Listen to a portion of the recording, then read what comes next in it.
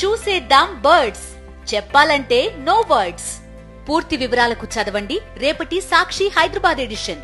ఆంధ్రప్రదేశ్లో లా లేదు, ఆర్డరు లేదు, శాంతిని కొల్లబొడిచారు, భద్రతను చితక్కొట్టారు, స్వేచ్ఛ గొంతు నిలిమేస్తున్నారు, రాజ్యాంగానికి నెత్తుటి రంగు పులిమి రెడ్ బుక్ రాజ్యాంగం అమలు చేస్తున్నారు, నారాక్షరానికి పోలీసులు కొమ్ము కాస్తున్నారు, ప్రతిపక్ష నేతలను చిత్రహింసలకు గురి చేయడమే కూటమి ప్రభుత్వం తమకు అప్పగించిన డ్యూటీగా పోలీసులు భావిస్తున్నారు, దాన్ని నిస్సిగ్గుగా అమలు చేసుకుపోతున్నారు. విపక్షాన్ని వేధించుకు తినటానికే సమయం సరిపోకపోవడంతో ల్యాండ్ ఆర్డర్ని గాలికి వదిలేశారు. దీంతో నేరగాలే పేట్రేగిపోతున్నారు. రాష్ట్రంలో ఏం జరుగుతోంది? సకల నేరగాళ్లు రిలాక్స్డ్ గా పండగ చేసుకుంటున్నారు. కూటమి ప్రభుత్వం వచ్చింది లగాయితూ అరాచకాలు అకృత్యాలు పెరిగిపోయాయి. ప్రతిపక్ష వైఎస్ఆర్ కాంగ్రెస్ పార్టీ నేతలు కార్యకర్తలపై హింసాత్మక దాడులు పెరిగిపోతున్నాయి. ఈ దారుణ హింస పోలీసుల సమక్షంలోనే జరిగిపోతూ ఉన్నా పాపం పోలీసులేమీ పట్టించుకోవటం లేదు. పచ్చ రాక్షసులకు ఫ్రీ హ్యాండ్ ఇచ్చేసి తమాషా చూస్తున్నారు. తమపై దాడులు చేసిన వారిపై వైఎస్ఆర్ కాంగ్రెస్ నేతలు పోలీస్ స్టేషన్స్ లో ఫిర్యాదులు చేయడానికి వస్తే రివర్స్ లో పోలీసులు బాధితులపైనే కేసులు నమోదు చేస్తున్నారు. ముఖ్యమంత్రి చంద్రబాబు, ఉప ముఖ్యమంత్రి పవన్ కళ్యాణ్, హోంమంత్రి అనితల సొంత నియోజకవర్గాల్లోనే మహిళలు, బాలికలపై అత్యాచారాలు, హత్యాకాండలు జరిగినా ప్రభుత్వం సీరియస్ గా తీసుకోవటం లేదు.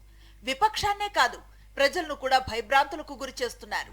పోలీసులు పాలకపక్షం కొమ్ము కాయటంలోనూ, పాలక పక్షాన్ని విమర్శించే వారిపై కేసులు పెట్టడంలోనూ బిజీగా ఉండటంతో నేరస్తులు తమ పనిలో తాము బిజీగా ఉన్నారు. విశాఖ నగరంలో న్యూపోర్ట్ పోలీస్ స్టేషన్ పరిధిలో నీరజ్ శర్మ అనే ఓ కీచకుడు తనను ప్రేమించలేదని ఓ మహిళ కుటుంబ సభ్యులపై ఇనుప రాడ్తో దాడి చేసి తీవ్రంగా గాయపరిచాడు. అడ్డుకోబోయిన స్థానికులపైన దాడి చేసి పరారయ్యాడు. ఈ దాడి జరిగిన 5 నిమిషాలకే పోలీసులకు ఫిర్యాదు చేశారు. అయితే పోలీసులు మాత్రం నేరస్తుడు సుదూర ప్రాంతాలకు పారిపోయే వరకు కదలలేదు. సోషల్ మీడియా యాక్టివిస్టుల అరెస్టుల విషయంలో అవసరమైన దానికన్నా ఎక్కువ చురుగ్గా ఉండే పోలీసులు ఇటువంటి కరుడుగట్టిన రాక్షసులను పట్టుకునే విషయంలో మాత్రం చాలా ఉదాసీనంగా వ్యవహరిస్తున్నారు. టీడీపీ, జనసేన పార్టీలకు చెందిన నేతలు, కార్యకర్తలే అరాచకాలు సృష్టిస్తున్నారు. అయితే వారిపై ఒక్క కేసు కూడా నమోదు చేయటం లేదు. సోషల్ మీడియాలోనూ దుర్మార్గపు పోస్టులు పెట్టే టీడీపీ నేతలపై ఒక్క కేసు కూడా నమోదు చేయటం లేదు. అదే వైఎస్ఆర్ కాంగ్రెస్ పార్టీ సానుభూతి పరుడు అయినా, కూటమి ప్రభుత్వ లోపాలను ప్రశ్నించేవారైనా సరే ప్రభుత్వాన్ని విమర్శిస్తూ పోస్టు పెడితే చాలు పోలీసులు అమాంతం వచ్చి కిడ్నాపులు చేసుకుపోయి చిత్రహింసలు పెడుతున్నారు.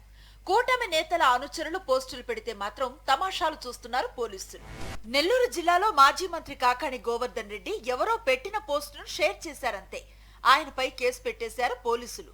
ఇదే వైఖరిని నిలదీస్తున్నారు వైఎస్ఆర్ కాంగ్రెస్ నేతలు.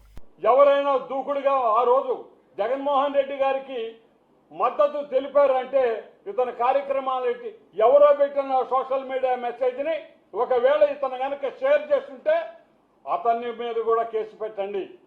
అవాస్తవాల్ని ప్రచారం చేస్తున్నారు. మా జిల్లా అధ్యక్షులు పెద్దలు కాకాని గోవర్ధన్ రెడ్డి గారి మీద ఇదే రకమైనటువంటి కేసుని వెంకటాచలంలో పోలీస్ స్టేషన్లో నమోదు చేయడం జరిగింది. ఎవరో ఒక ఆయన పెట్టిన దాన్ని ఈయన ఫార్వర్డ్ చేశాడు. ఫార్వర్డ్ చేయటం చట్టరీత్యా నేరము. ఇది వాళ్ళు చెప్తున్నటువంటి పరిస్థితి. మరి విధి విధానాలు ఉన్నాయా?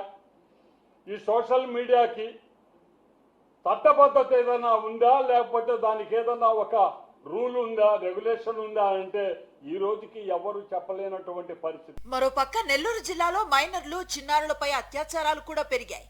మద్యం మత్తులో కొందరు, విచక్షణ మరిచి ఇంకొందరు చిన్నారులు, మైనర్లపై రాక్షసుల్లా ప్రవర్తిస్తున్నారు. నేరాలకు పాల్పడ్డవారు టీడీపీ సానుభూతి పరులో, టీడీపీ కార్యకర్తలు అయితే బలహీనమైన సెక్షన్లు పెడుతున్నారు. నెల్లూరులో అలాంటి నామమాత్రపు కేసులు చాలానే ఉన్నాయంటున్నారు వైఎస్ఆర్సీపీ నేతలు. అనంతపురం జిల్లాలో టీడీపీ, జనసేన, బీజేపీ నేతల దౌర్జన్యాలకు అడ్డు అదుపు లేకుండా పోయింది. వీటిని ప్రశ్నించినందుకు సింగనమల నియోజకవర్గం గార్లదిన్నెకు చెందిన సోషల్ మీడియా యాక్టివిస్ట్ నరేంద్రనాథ్ రెడ్డిని పోలీసులు అరెస్టు చేసి వేధిస్తున్నారు. ఏపీలో కూటమి ప్రభుత్వం అధికారంలోకి వచ్చిన మొదలు ఇప్పటి వరకు రెడ్ బుక్ రాజ్యాంగం నడుస్తోంది. కాకినాడ జిల్లాలో ప్రజాప్రతినిధులు చెప్పినట్లే పోలీసులు వ్యవహరించడంతో శాంతి భద్రతల సమస్యలు తలెత్తాయి. ఇటీవల కాకినాడ రూరల్లో జనసేన ఎమ్మెల్యే పంతం నానాజీ తన అనుచరులతో కలిసి రంగరాయ మెడికల్ కళాశాలకు చెందిన ఫోరెన్సిక్ విభాగం అధిపతి డాక్టర్ ఉమామహేశ్వరరావుపై దాడి చేసి అసభ్య పదజాలంతో దుర్భాషలాడారు. చివరకు కలెక్టర్, ఎస్పీ వచ్చి ఎమ్మెల్యే నానాజీతో ఆ డాక్టర్ కు క్షమాపణలు చెప్పించారు. రెడ్ బుక్ రాజ్యాంగంతో ప్రజలను కాల్చుకు తినటం కరెక్ట్ కాదంటున్నారు వైఎస్ఆర్ కాంగ్రెస్ పార్టీ సీనియర్ నాయకురాలు వంగా గీత. రాజ్యాంగం అనే బుక్కుని చదవమంటున్నాను నేను. ప్రజలకి రక్షణ ఉంటది అందులో. ప్రభుత్వం అంటే రక్షకుడు, ప్రభుత్వం అంటే రక్షించేవాడు, ప్రభుత్వం అంటే న్యాయంగా పాలించేవాడు. భారత రాజ్యాంగం ప్రకారం వెళ్ళాలి కానీ ఎవరు నచ్చిన బుక్కులు, ఎవరు నచ్చిన కలర్లు పెట్టుకుని ఆ బుక్కుల ప్రకారం వెళ్తే ప్రజలకి న్యాయం జరగదు. ఇది భారత రాజ్యాంగం ప్రకారమే నడవాల్సిన అవసరం ఉంది. ఏం చెప్తుంది రాజ్యాంగం? ప్రజలను రక్షించమని చెప్తుంది ప్రభుత్వం. ప్రభుత్వంలో ఎవరైతే ఉన్నారో వాళ్ళు ప్రజలకి న్యాయం చేయాలి. న్యాయస్థానాలు ఎందుకుంటాయి, పోలీస్ స్టేషన్లు ఎందుకుంటాయి?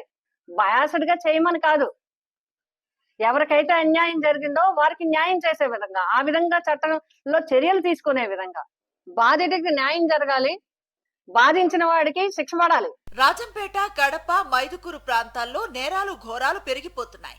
దొంగతనాలు రోజు రోజుకు పెరుగుతున్నాయి. అయినా పోలీసులు అటువైపు తొంగి చూడటం కూడా లేదు. ఆడబిడ్డలపై అఘాయిత్యాలు, అకృత్యాలు, హత్యాచారాలు పెరుగుతున్నా పోలీసుల్లో చలనం ఉండటం లేదని సీమ వాసులు మండిపడుతున్నారు.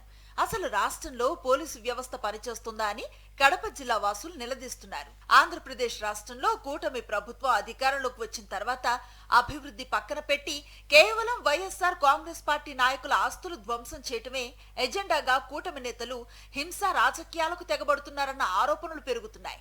తిరుపతి, చిత్తూరు జిల్లాల్లో కూటమి నేతల దుర్మార్గాలపై సర్వత్రా విమర్శలు వెల్లువెత్తుతున్నాయి. గత ప్రభుత్వంలో మహిళల రక్షణకు తీసుకువచ్చిన దిశ యాప్ ను నిర్వీర్యం చేయటం వల్లే మహిళలపైన, బాలికలపైన అత్యాచార ఘటనలు పెరిగిపోతున్నాయని మహిళా సంఘాలు ఆరోపిస్తున్నాయి.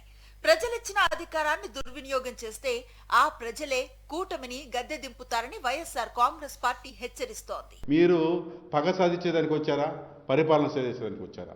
ఈ రెండు నిర్ణయాల్లో ఏది మీకు కరెక్ట్ అనేది చంద్రబాబు నాయుడు గారి ప్రభుత్వం ఆలోచన చేసుకోవాలా. తప్పనిసరిగా ప్రశ్నించే గొంతుకులు ఎంత నొక్కేపోతే ఇక రెట్టింపైన ఉత్సాహంతో మిమ్మల్ని ప్రశ్నిస్తూ ఉంటారు. ప్రజాస్వామ్యంలో ప్రశ్నించడము అనేది ఒక హక్కు, ప్రజల రాజ్యాంగబద్ధంగా ప్రజలకు ఇచ్చిన హక్కు. ఆ హక్కును మీరు కలరాయాలని చూస్తే తప్పనిసరిగా ప్రజాస్వామ్యవాదులంతా, మేధావులంతా, లేకపోతే ప్రజలంతా తప్పనిసరిగా ఒక తాటిపైన వచ్చేసి మిమ్మల్ని మరింత ఇరుకుని పెట్టే ప్రమాదం ఉంది కనుక ఇప్పటికైనా మేల్కొని మీరు ప్రభుత్వంలోకి వచ్చింది ప్రజలకు మేలు చేసేదానికా, లేకపోతే ఒక పార్టీ సానుభూతి పనులు పూర్తిగా రాజకీయంగా వెలివేయాలన్న సమాధి ఘట్టాలను వచ్చారా? కాబట్టి ఈ రెండు విషయాల్లో చర్చ చేసుకుని ఏది మంచి నిర్ణయం తీసుకుని ఆశిస్తాను. రాబోయే రోజుల్లో ఇలాగే పరిపాలన కొనసాగితే ప్రజల తరఫున ప్రజలే పార్టీల పక్కన పెట్టి వాళ్లే ఉద్యమకారులై వాళ్లే మీ ప్రభుత్వం పైన దాడి చేసేదానికి కానీ, లేకపోతే మీ ప్రభుత్వం దించే వరకు ప్రజల్ని తరపున హెచ్చరిస్తూ మీ పొరపాటును సరిదిద్దుకుంటారని ఆశిస్తున్నాను. మొత్తానికి రాష్ట్రంలో శాంతి భద్రతలను భ్రష్టు పట్టించారు. ప్రజాస్వామ్యాన్ని ఖూనీ చేశారు. రాజ్యాంగపు విలువలను అపహాస్యం చేస్తున్నారు. తామేం చేసినా, ఎన్ని అక్రమాలు చేసినా దౌర్జన్యాలకు తెగబడ్డా తప్పు కాదన్న భావనలో చంద్రబాబు, పవన్ కళ్యాణ్లు ఉన్నారు. అధికార మదంతో కళ్లు మూసుకుపోయి వ్యవహరిస్తున్నారని మేధావులు విమర్శిస్తున్నారు.